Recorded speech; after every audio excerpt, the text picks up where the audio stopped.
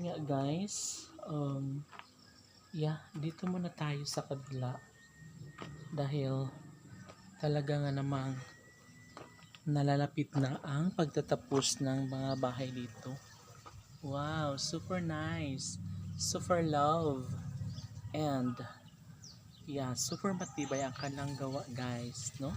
So dito is my front at ang ano natin is nasa kabilang side, which is pagubat siya, and then doon na rin ginagawa ang kabilang yung iba pang mga buildings ng pabahay natin. So dalawang lane pa yun guys, isa pangalawa sa taas. So di ba bongga, super love, and talagang magiging masaya na nga ang lahat ng mga tao, mga kapitbahay ko na wala pang matitirhan, na one day ay magkakaroon na sila ng matitirhan soon.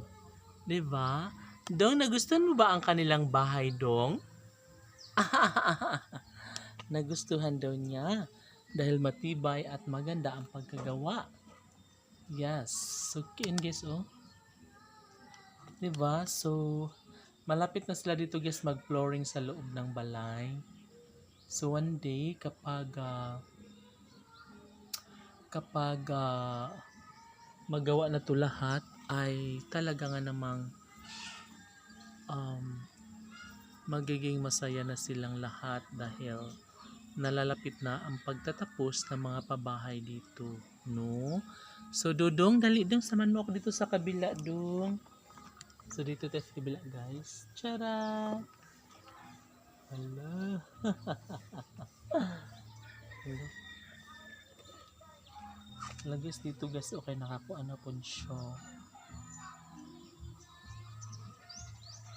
Ano mo guys, oh. Diba perfect na siya?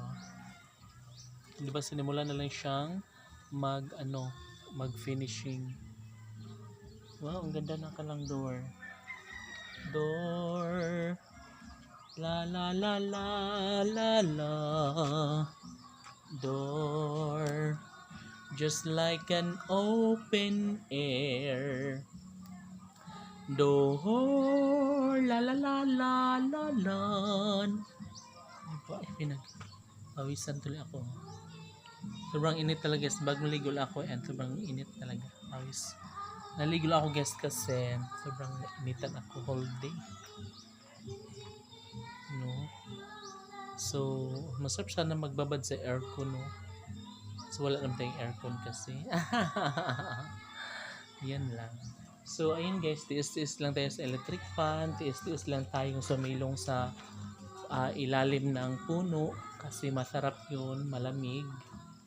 And kahapon guys, nandun ako sa dagat, kaya talagang nag-relax ako guys kasi sumilong ako doon sa puno na mayroong duyan at doon talaga ako nagtambay. Sarap talaga guys. Sarap, nakakawala ng stress. Just